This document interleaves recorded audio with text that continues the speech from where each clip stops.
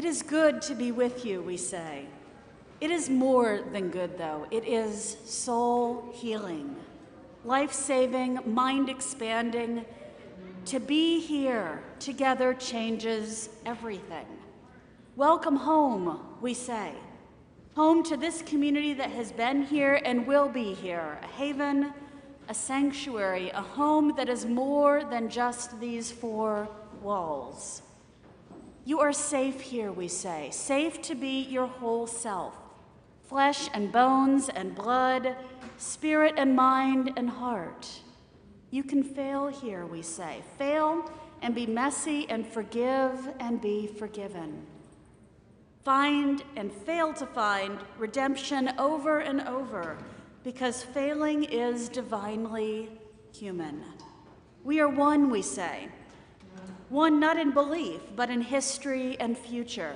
One in sorrow and in joy, in freedom and in liberation. One in our birth among the stars. There is hope, we say. Radical, optimistic, determined hope. Active hope that creates itself anew, endlessly lighting the way. Your vulnerability is a gift, we say.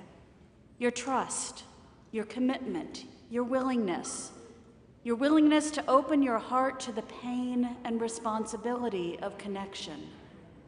Your presence itself is a gift to be treasured. You are loved, we say. Loved for all the ways you try and try again. Loved as your whole being, perfectly imperfect. Loved with a love that transcends fear. We gather together today with minds open, hearts yearning for meaning, spirits reaching out for connection, because we know no other way to live than this, committed to questioning, learning, growing, committed to one another, to truth and hope and love, committed to our shared time, the depth and meaning it offers, committed to changing ourselves and this world we share. Come, let us worship together.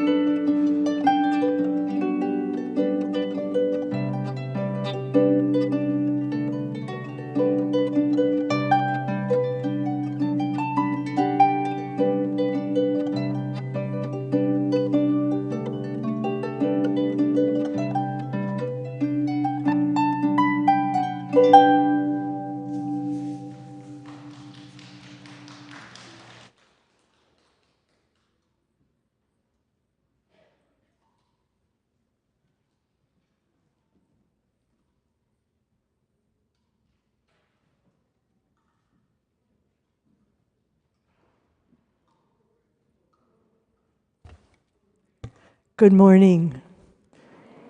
Welcome to the Unitarian Universalist Church of Berkeley. I'm Karen. I'm your worship associate for today. This is a welcoming congregation. We're always working on how to better care for one another and welcome each other. Whoever you are, we welcome you in the fullness of who you are. As we begin, we want, as ever, to acknowledge that this church occupies land in Huichin, the unceded territory of the Chochenyo-speaking Ohlone people. We understand that we continue to benefit from the seizure and occupation of this land. We acknowledge and embrace our responsibility to take restorative action. We affirm that this is deeply felt and commit our congregation to be in right relationship with Indigenous communities, aligning in solidarity, supporting Indigenous projects, and caring properly for the land. Let us kindle our chalice flame today with these words by Jennifer Grayson. We come together every week, bound not by a creed or a mutual desire to please one God or many gods. Yet we are drawn together by a belief that how we are in the world, who we are together, matters. We light this chalice together in the knowledge that love, not fear, can change the world. We also pause to remind ourselves, again, of some of the foundations of resilience. With Reverend Michelle, we light a candle of courage, a candle of acts of service, a candle of fellowship,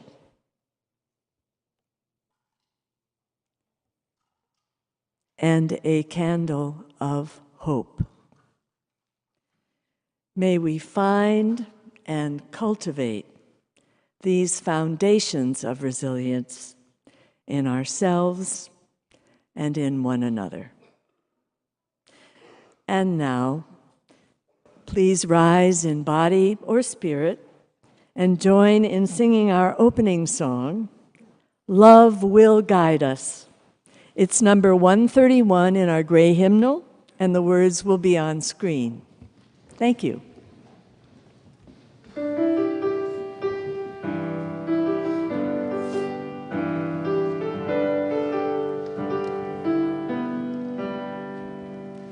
Love will guide us, peace has tried us, up inside us, we'll lead the way, on the road from greed to giving, love will guide us through the hard night.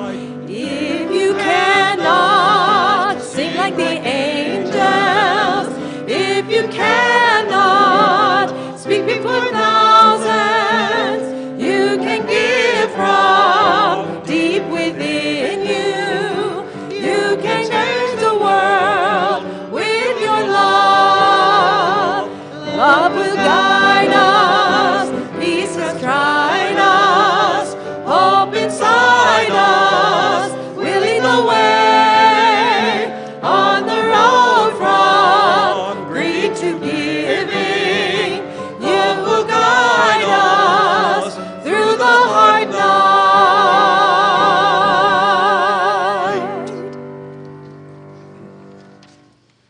Please remain standing and join with me in saying our covenant. Love guides this church. The quest for truth and justice is its common purpose. To give thanks, listen deeply, speak with care, honor our differences, and seek and grant forgiveness. These things we covenant with one another. Please be seated.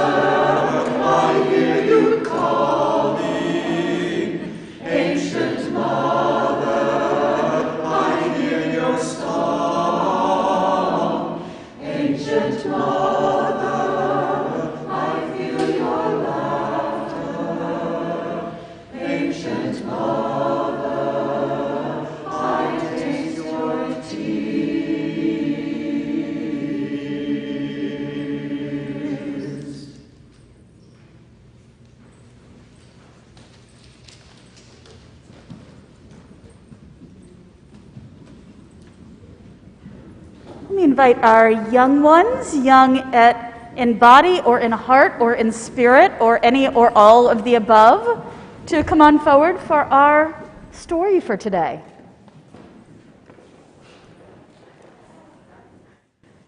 And while you're coming up, Brian, I just got to say, you are awesome. I so enjoy working with you.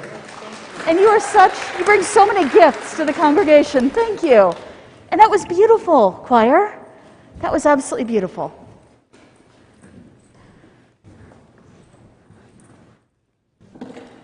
All right. I have a story this morning about a house. Yeah. And in the story, because a lot of times in the stories, things that usually don't talk and have personalities get to talk and have a personality. So I thought you could help me think about it ahead of time. What are some of the parts of a house? Anybody, what are some of the parts of a house? Yeah. Bedroom? Yeah. What else? The living room? Uh-huh. The roof. The roof is definitely part of a house, and it's over all of those rooms. What are some of the other parts? Fireplace? Doors? Yeah. The kitchen? Uh-huh. Bathrooms? I knew toilets were going to come up. So we got a roof. We got all these rooms. What's underneath the rooms? The floor and the walls and all these parts. Okay, you want to hear the story? Yeah, one more part? Two more parts, apparently. Yeah. Underneath the house, the foundation. Now we're getting advanced. Our kids are awesome. Yeah, what else? The window. The windows. I keep on saying I wish there were more windows on this side, but we got the terrace. Okay, so this is a folk tale from the Philippines. A large family once lived together in a palm tree house. One day, the people in the house began to quarrel about who was the most important member of the house. Before long, the parts of the house began to get into the argument too. The poles that supported the house, high off the ground, started grumbling. One said, "I am the most important because I was driven into the earth first." The rest of the poles replied, "We are all just as important as you, because without us, you could not do your job of keeping the house off the ground." So in this house, the poles were the foundation. As the poles quarreled about their importance, the floor support shouted out, "No one would care about the poles if we were not here to connect you." The cross supports cried out to the floor supports, "Without us, you would wobble and sag." The floor sniped to the cross supports and the floor supports. "Without me, neither of you would have a reason to exist." Fair point. The woven bamboo walls chimed in. "Who would walk on you if we were not here to create rooms?" The roof beams replied to the walls, "You could not stand up if it were not for our support." The bamboo ceiling said, "I hold the walls together." And finally, the palm leaf roof said to each part of the house, if it weren't for me, the rain would rot all of you." As they argued and argued and argued, oh, cool. As they argued, they realized that none could win the argument, since all were of great use to the house. With one breath, the parts of the house proclaimed, "None of us is important without the other." At the same time as that, the quarreling between the members in the family ceased. Cured of misfortune, the family and the house lived in peace and harmony from that day forward. Yay! I don't know if all arguments end quite that easily and quickly, but I'm glad theirs did. It would be no fun to live in a house that was arguing with itself. All right. What do y'all say? You want to go to your classes? All right, let's sing them to their classes. Go now in peace.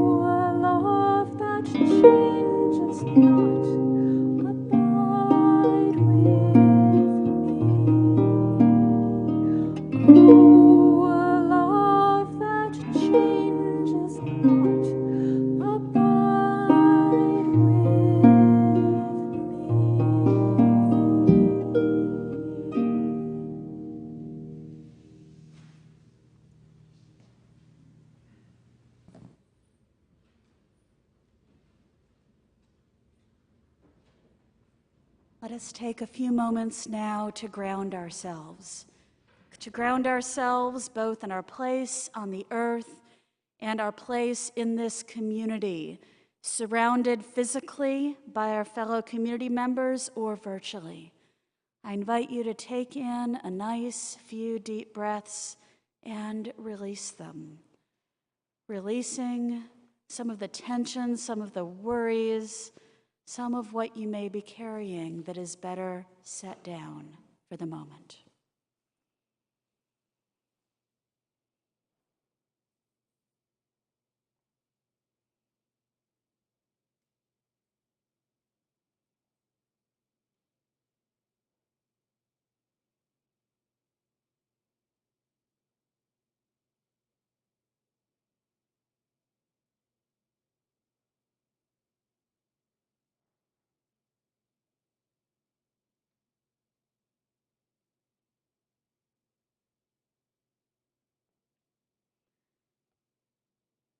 There is a clarion call of good news emanating from our hearts, a call that so surrounds us, fills our ears with its ring, so cradles our soul with its sound that sometimes we may fail to hear it.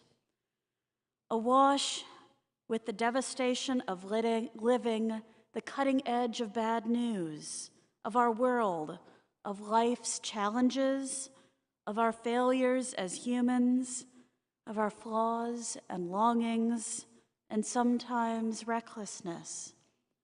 We sometimes cannot hear that call. It's not because our ears don't work well. They don't, but that's another story.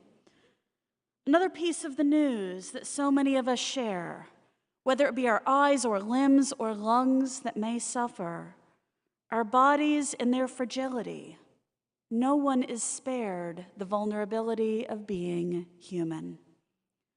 All of us are vulnerable to what may come, that which reminds us shatteringly at the core of our humanness. So how easy in this world of a cacophony of news, of so many voices, including our own, maybe expressing doubt, distrust, fear, anxiety. So easy is it to miss the sound that resonates from our souls. Perhaps it's not a sound, not really. Perhaps it's a vibration we may not yet be in harmony with. Perhaps if we stay in the middle of all the noise, we may feel it. Resonant and strong from somewhere within and without, all at once. Good news. Good news flowing through us.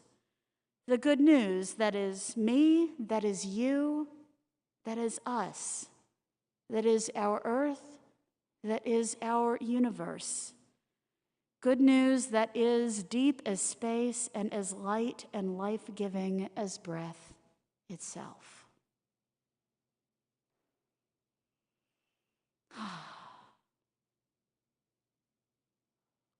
Let's join in our meditative song now, seeking to find that vibration from within. Find a stillness, the words will be on screen.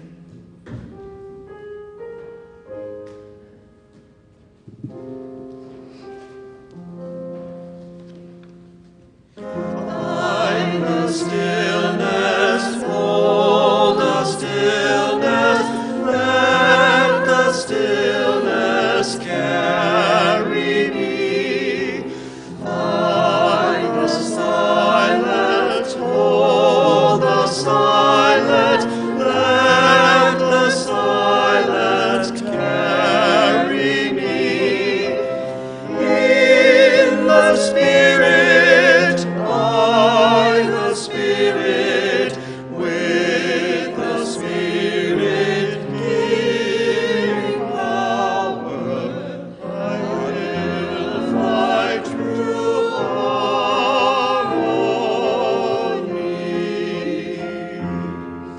Seek the essence, hold the essence, let the essence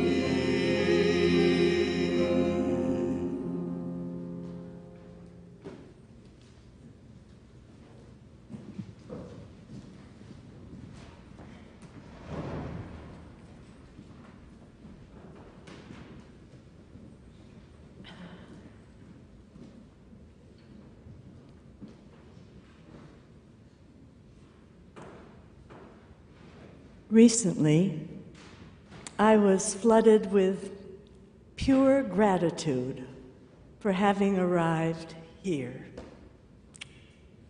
At this stage of my life, the core of my life is my spiritual journey and the practices that come with it, woven from several deep faith traditions: Sufism, Christianity, and devotional Hinduism.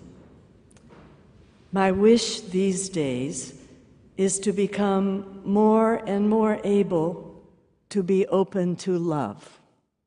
Love with a big L. For me, that love has a divine source, or is divinity, something. It's mysterious to me, and I don't understand it, but I feel it. And I want to better and better experience this love coming in to me, and better allow the expression of this love to move through me into the world. Learning to love like that is so much about learning to let go of my own druthers, right? Getting out of the way over and over again. I live alone, I'm retired, and my family members live far away. So I'm in sort of a bubble, and I could titrate how much challenge I give myself.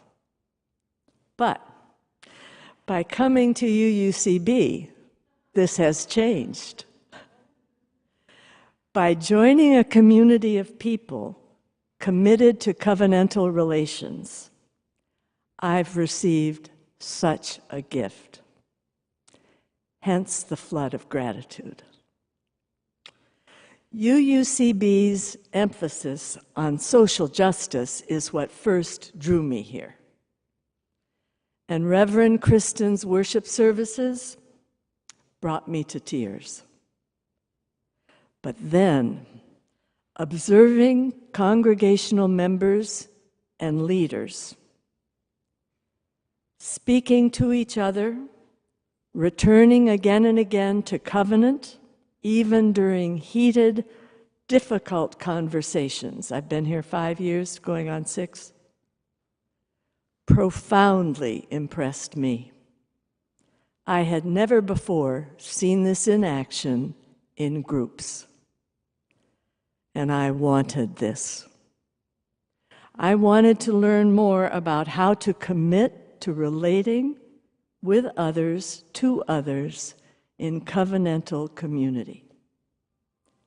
This was moving from a place of love.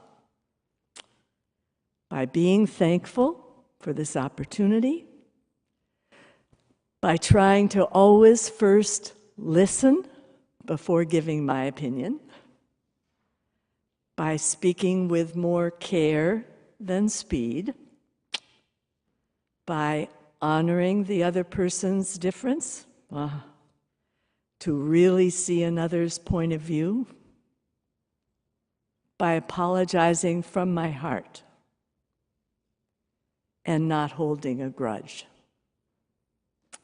All these things so as to be a channel that love can move through.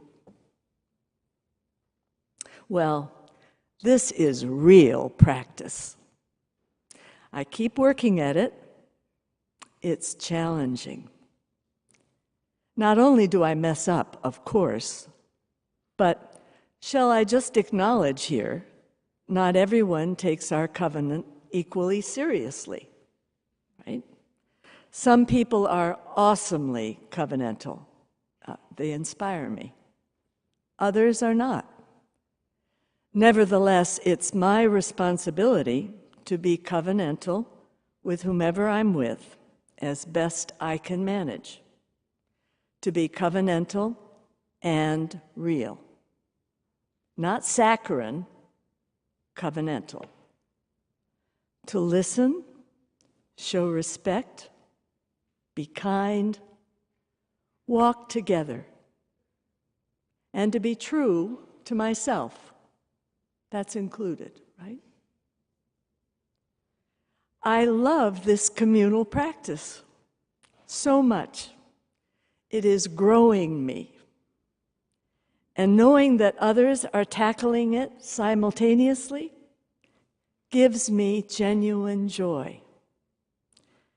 So the hard times, when I fail to be as covenantal as I'd like, or someone I'm with falters, they're counterbalanced by the resilience I perceive in others. And we continue. Covenantal community is where it's at. Thank you.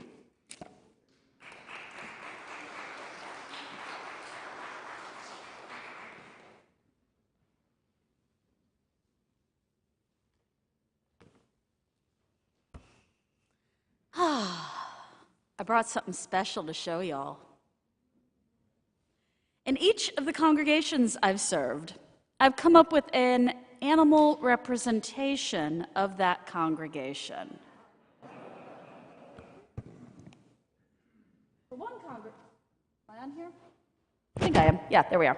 For one congregation, I picked an elephant. Isn't it cute?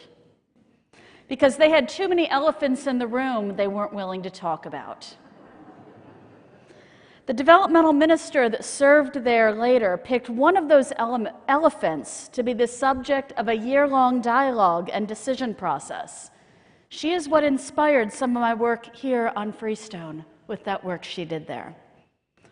Another congregation, this one where I was an interim, they got a cow because they had too many sacred cows. We worked on 2 of those sacred cows while I was there. We discontinued one and revitalized and shifted another. Now, another one, I decided was like a bunch of lemurs. Here, I'll put the lemur there. There we go. Cute little lemur. Now, I love lemurs. They're my favorite animal. But it wasn't their endearing qualities that inspired that association.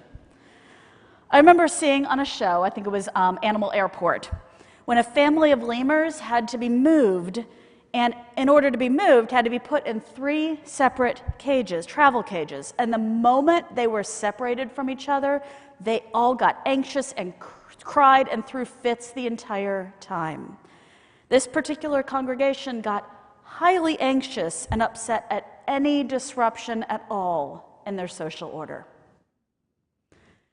One of the fun things about being an interim is getting to learn the history of a congregation, both the stuff that's in the books, so to speak, and the stuff that is not. I found most of the history and challenges were talked about quite readily here, so the elephant is not your animal.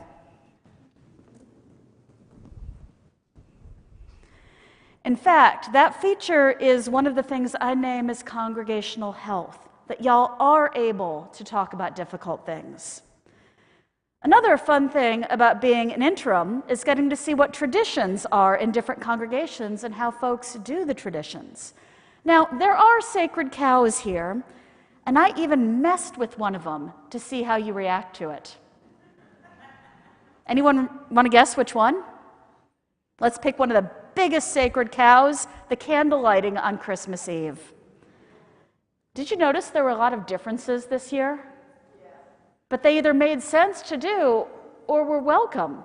So I don't recall any complaints. Fresh candles were lit in both services. That's different from the past, but folks loved it. And the process was reversed so that there wasn't a common lighting candle handed from person to person. That's a healthy way of holding a treasured tradition when adjustments can be made and it isn't seen as ruining it. So the cow is not your animal. You're not a lemur either. Y'all did perfectly okay during the pandemic when social things had to be different. You're not a bear, Cal's mascot, because y'all don't go into hibernation during some months of the year. I thought about all sorts of different animals, the groundhogs that persist on the grounds here, the owls nesting under the roof, peacocks who are comfortable with those who are different from them and proud of who they are and what they can do. That's how I think about a peacock. You've seen like wild peacocks at zoos? They're comfortable with everybody. But none of those was really it. I have chosen an animal, it's in this bag, and I usually don't tell folks what animal I picked for them. But since you're willing to talk about difficult things, I think you can take it. You ready?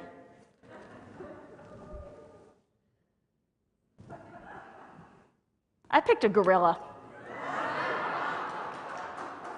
There he is. Sit there. Or she. Yeah, but that is blocking me. Oh, well. Okay, fine. We get the gorilla. Okay, why a gorilla, you might be wondering. There aren't elephants in the room no one is willing to talk about, but there are big issues nonetheless. There are the 800-pound gorilla figure of speech. Issues that you know are there and are a sink to energy and attention in the congregation because they absorb that energy themselves. As I got to learn about the history here, the recent history, I can't do this with a gorilla in front of me, I'm sorry. There. So, as I got to learn about the history, I found a few of these gorillas. One of the big outstanding questions when I arrived here was whether to stay here on the hill or go elsewhere. And that question, don't worry, it has been answered decisively with a fabulous committee of folks of both perspectives all concluding to stay. It was really some great collaborative work, and the only reason why the report got delayed and didn't quite get the headlines it deserved was the onset of the pandemic shutdown right when it was scheduled to be shared. And by the way, I have to give a shout out to the amazing Lenore Ralston who chaired that committee. I don't know if she's here, but Lenore, brilliant work. Another recent gorilla is financial management. The financial management crisis in 2017, or the pickle, as some have not so affectionately called it. I could have picked a pickle, but it wasn't an animal. It's been another gorilla.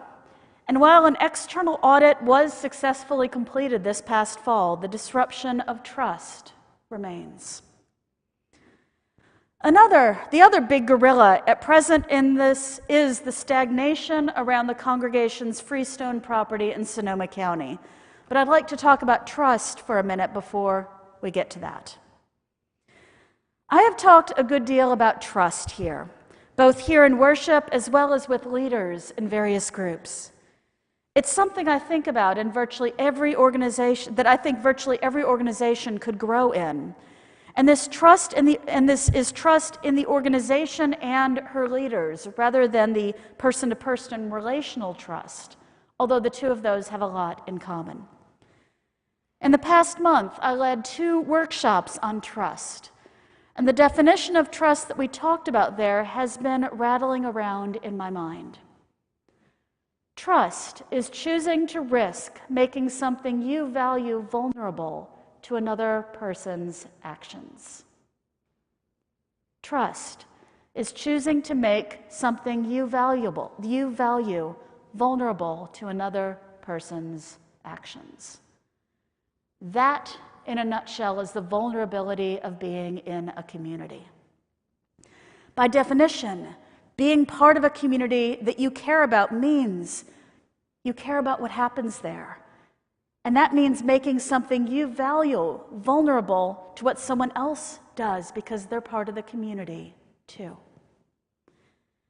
When I've worked with folks that have different opinions about something, really about anything in a community, I always want to start by talking about the common ground before we ever get to the things they think differently about. That common ground is what binds the community together. Now, I don't necessarily mean trotting out the principles or sources or covenants, but just what folks care about, although those are all important too. You've actually been hearing folks talk about this all this past month as they've shared about what they value here at UUCB. And I know I've seen agreement in what they've shared because I see folks nodding and also hear folks talking about it afterwards too. At the Freestone brainstorming workshops in the fall, the first question I asked folks to talk about was their favorite thing here at UUCB. It is amazing to witness the shifts that happen when you do that, because what you're doing is both naming what you value, which makes it vulnerable to someone else, but at the same time, hearing what other folks value and realizing the commonality in the room. This gets to what I'd call the work of community. Trusting others in the community, being vulnerable there, and also holding one another with respect and care. Now, this holds whether you agree with them about something or you don't. In fact, it's when you don't agree about something that the trust and respect and care can be the most challenging. That's when the community is tested, but it's also the most important time to do this work of community. There's a quote that gets thrown around in UU circles a lot. It is usually attributed to Unitarian forebear Francis David. One need not think alike to love alike. Now, while there's plenty of question as to whether he really said that himself, let's put that aside for a moment and just appreciate the statement because it is compelling all by itself. One need not think alike to love alike.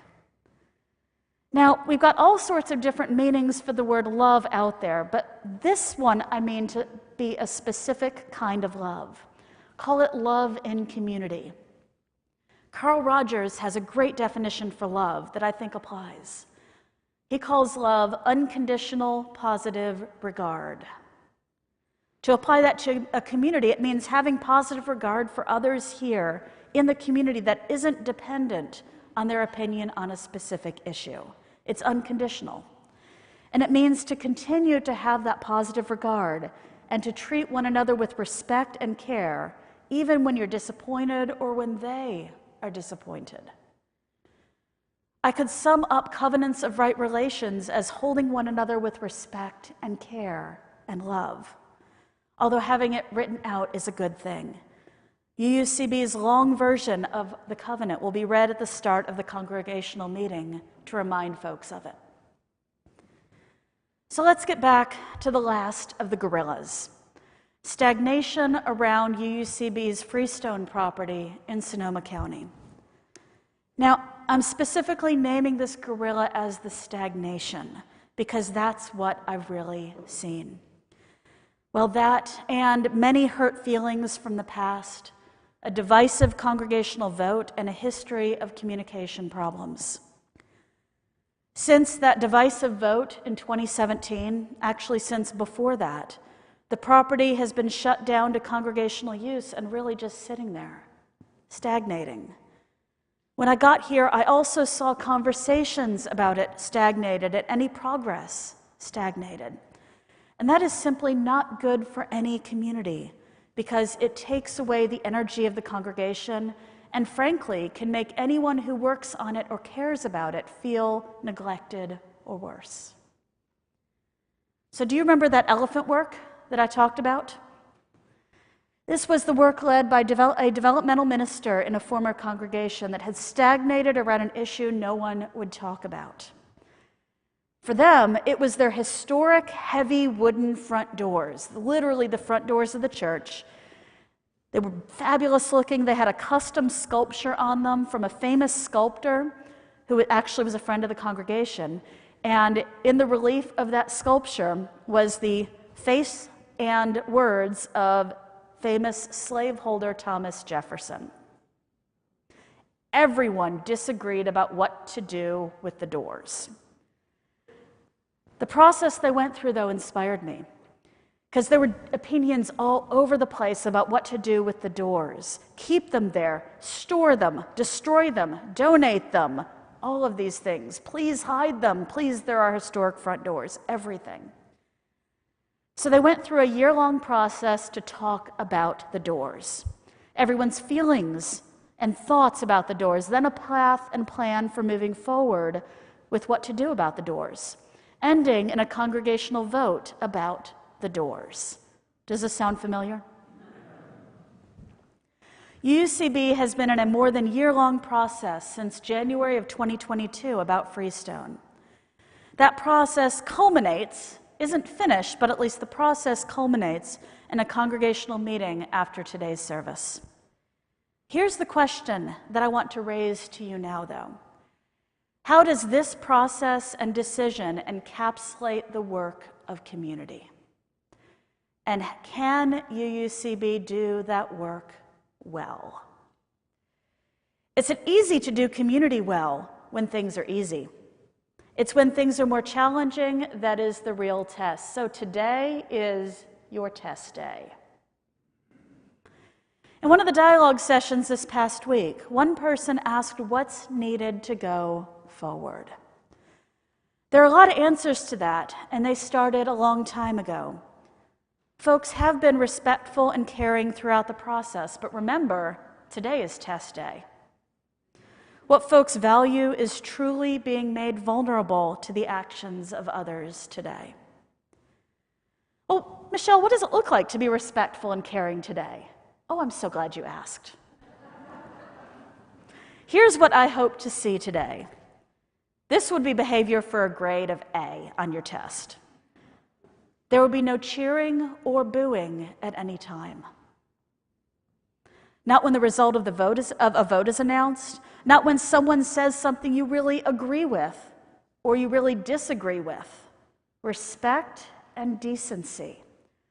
Folks would speak from their own viewpoint and perspective. Folks would listen to what's said, even if they don't agree.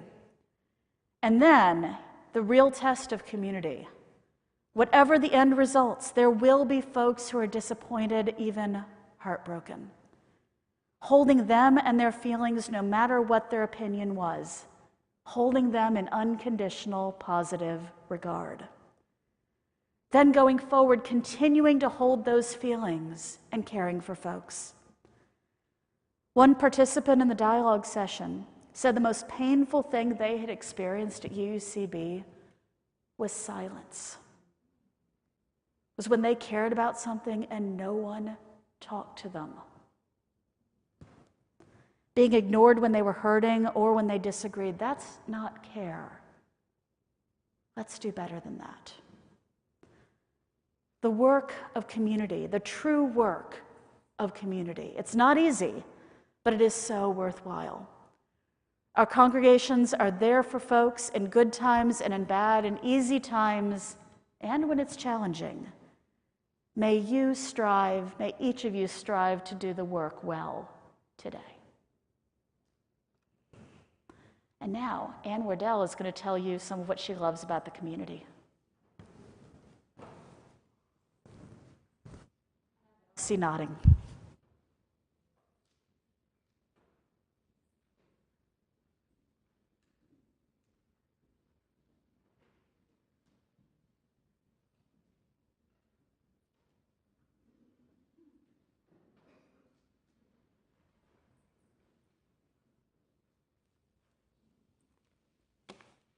Good morning, UUCB. I'm Ann Wardell. I have been asked to share my story of why I pledge every year to UUCB.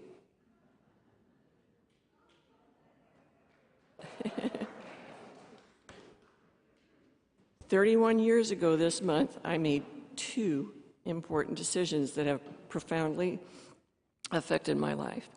One, I bought a house in the Richmond Annex right down there. One of the considerations in buying that particular house was its proximity to a UU church. Two, I joined UUCB by signing the membership book at the back of the church. Roger Thompson, remember Roger? Was president of the Board of Trustees and welcomed me into membership. Growing up on a farm near a small village in eastern Nebraska, the choices of churches was small. Lutheran or Methodist. We were Methodist.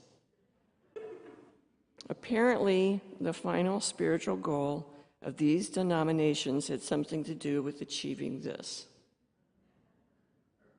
Didn't work, did it?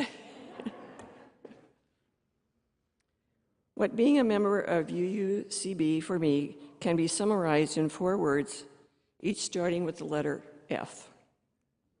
1, faith.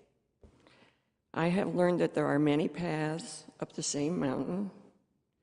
We need not think alike to love alike. Keep an open mind, and it's okay to change it along the way. Programs such as church services, personal theology, moon circle, music, and chalice circles have been instrumental in this searching process. 2, friends. When I moved to the East Bay, I knew no one outside of my work environment. After careful reflection lately, I have discovered that every single one of my friends now are people that I have met through some connection with UUCB, this church.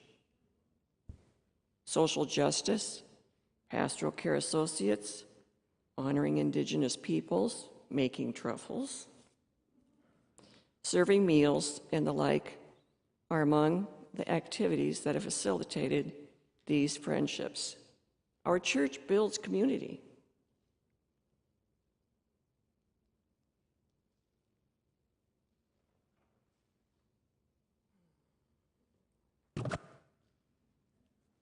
How many of you remember this? Family. I met my future husband here at UUCB. He's sitting right there. This was my headdress for the wedding. We were married right there. I don't have children of my own, but now I have a brilliant stepdaughter and stepson, Elena and Michael. Some of you watched them grow up here. They have each in turn married, and their spouses are 2 of the most wonderful, talented people that I know. Also, I now have 4 grandsons between the ages of 1 and almost 6. They are each healthy and a joy, and I am on a steep learning curve in childcare. That was the 3rd F. The 4th one is fun. See if I can get this to work.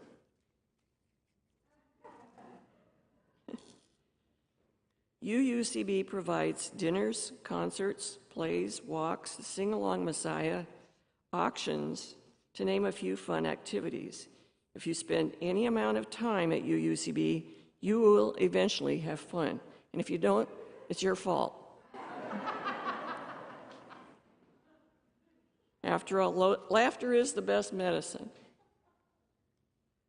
As UUCB winds down its own version of March Madness, we need everyone to step forward and make a pledge to sustain our congregation and its many gifts and programs. Did you know we have something like 85 programs sponsored by this church, and they are all volunteer-led?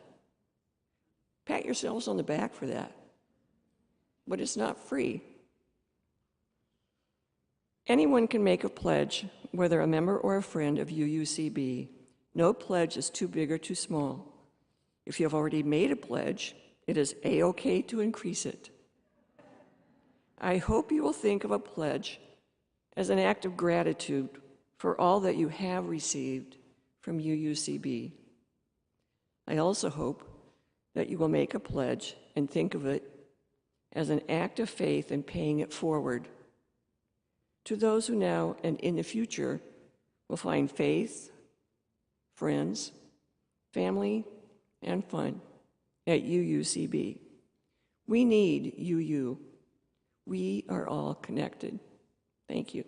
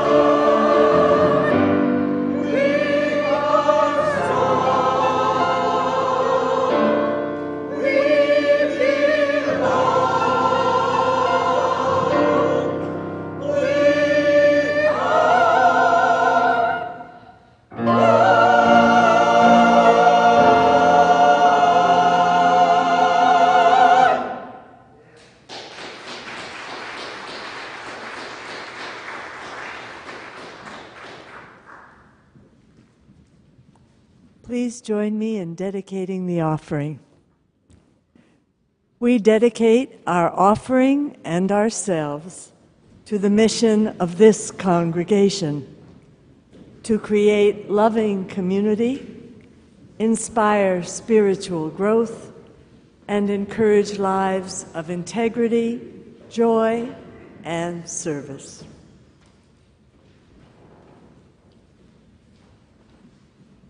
All right, couple things to remind you of before we sing to end our meeting.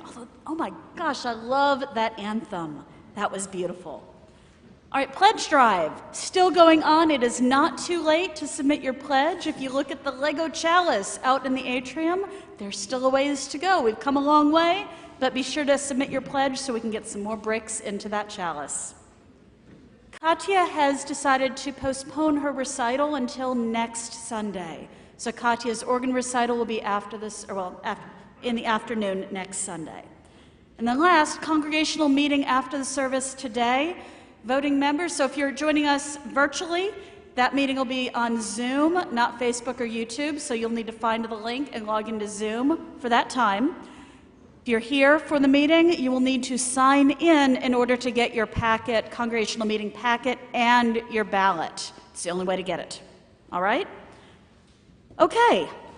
You ready to sing? All right, please rise in body or in spirit, the fire of commitment.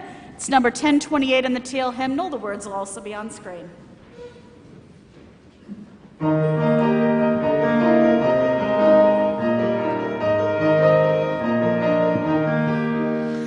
the light of days remembered, burns a beacon bright and clear, guiding hands and hearts and spirits into faith set free from fear.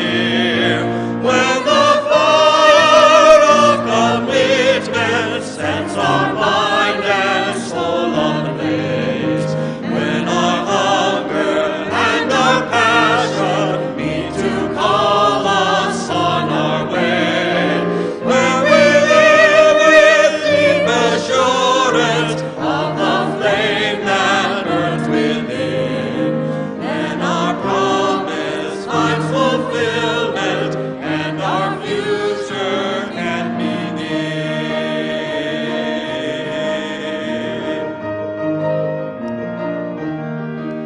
From the stories of our living rings a song both brave and free, calling pilgrims still to witness to the life of liberty.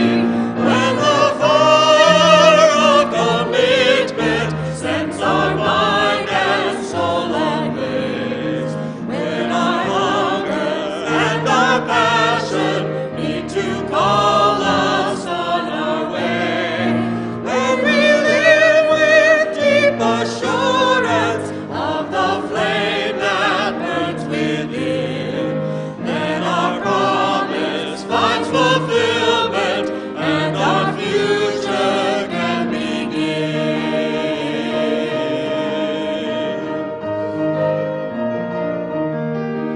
From the dreams of youthful vision comes a new prophetic voice, which demands a deeper justice built by our courageous force. When the fire of commitment sets our mind and soul ablaze, when our hunger and our passion meet to call us on our way, when we live with deep assurance of the flame that burns within, then our promise finds fulfillment and our future can begin.